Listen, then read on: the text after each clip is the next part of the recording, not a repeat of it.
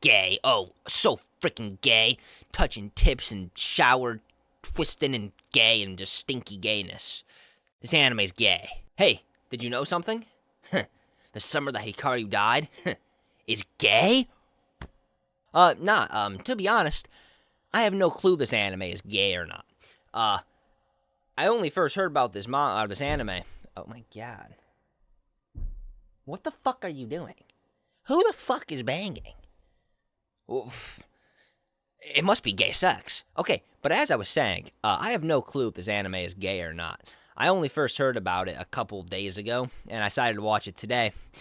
And I honestly did not know it was gay. Or might be gay. I was on it. Okay, but back to what I was trying to say. I have no clue this anime is gay or not. But the reason I'm talking about this is because, when I went to go watch it, I always go on my anime list before I watch an anime. Or just because, why not, right? I think everyone should just, make sure they know what they're going into. And I click on the episodes and, look at some of the reviews. First thing is, I'm so glad this anime is gay. Okay. Who cares if it's gay or not? We're worrying about the plot here. This isn't like some gay ecchi. It's supposed to just be a story about possession of monsters, I thought. But whatever. And then I click on to the totally legit website. Definitely Netflix to watch the show, because we don't get into those activities here. And the first comment is the moderator being like, hey, if you say anything against BL, we're gonna bring down the gay hammer. But, okay, can we talk about the plot?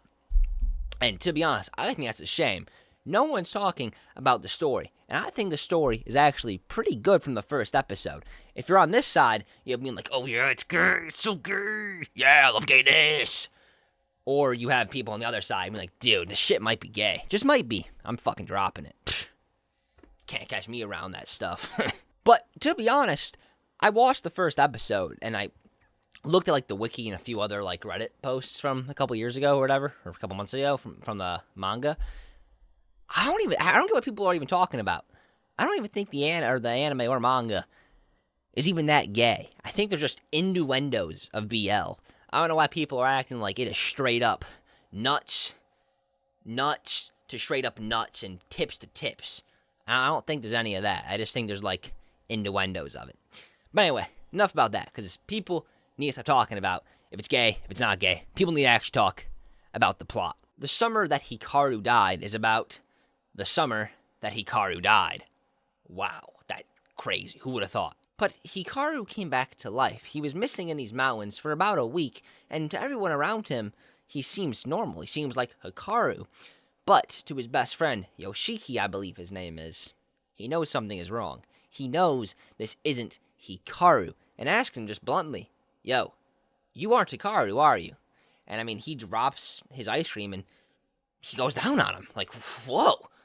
Nah, instead, he asks him, or doesn't ask him, he says, yo, bro, I like you as much as Hikaru liked you. We're best friends, bro. I don't want to kill you. Please don't tell anyone my secret. Don't tell anyone that I'm a monster.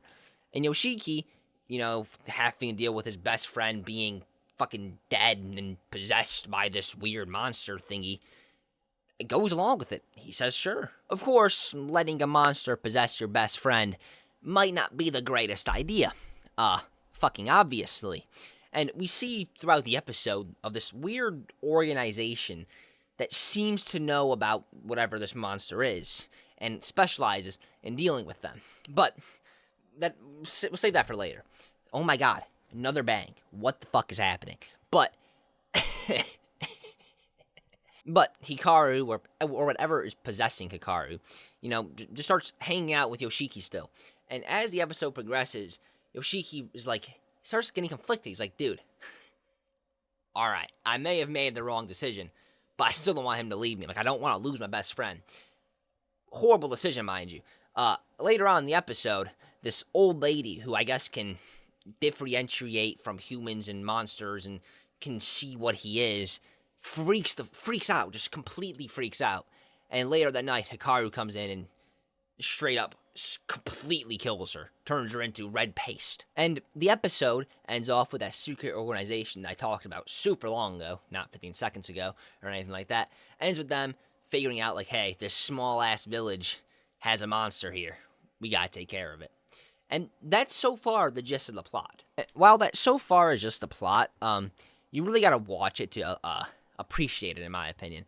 Because I can't really explain the emotional beats of watching Yoshiki watching Yoshiki grapple with the fact that Hikaru isn't Hikaru. I can't explain to you the feeling of watching Hikaru completely murk this lady. You gotta watch it and truly appreciate it for what it is. I do hope though for the next, I just realized that my camera has been slanted this whole time. Are you kidding me? There we go. I do hope though for the next episode that people actually talk about the story so we can have discussions about it, not just if boys are fucking. Like, Jesus Christ. I am a Christian. Clearly, I got this here. I got this here. This ain't really Christian-y, I guess, but I have those. And so my beliefs, of course, you can make your own educated guess upon that. But no matter what you are, it's a fucking anime. Why is it all we're caring about? Let's actually care about the plot here. There is weird, creepy monster thing that's like a skinwalker turning into people and eating them or whatever. And that's all you're caring about? All you're caring about is if they might be gay? Brother, grow up. One other thing I want to add on about this, I swear this is the last thing I'm going to say about it, about the gay factor. The people who are dropping it because there might be BL innuendos, I'm sorry, but you are really picking and choosing with your battles here, right? Because I can almost guarantee most people who are watching it have watched One Piece.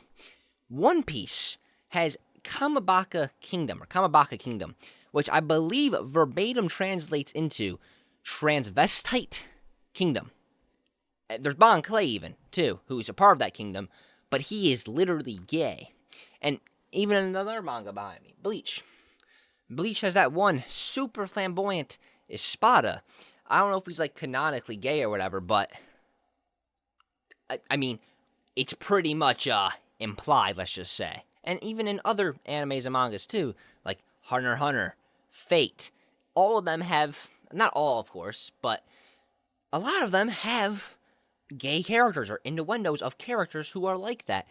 And it doesn't affect the story. Yes, I could 100% not see not wanting to watch an anime that is just straight up a gay ecchi of nuts to butts.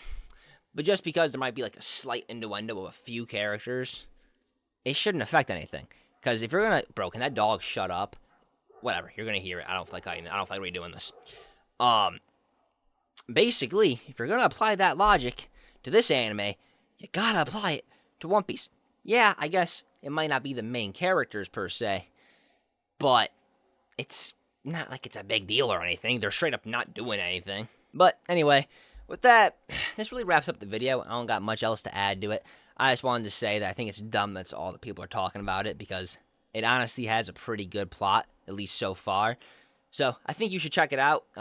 If you enjoy mysteries and suspenseful animes like this, I think you would like it. Anyway, I'll see y'all in the next one. See ya.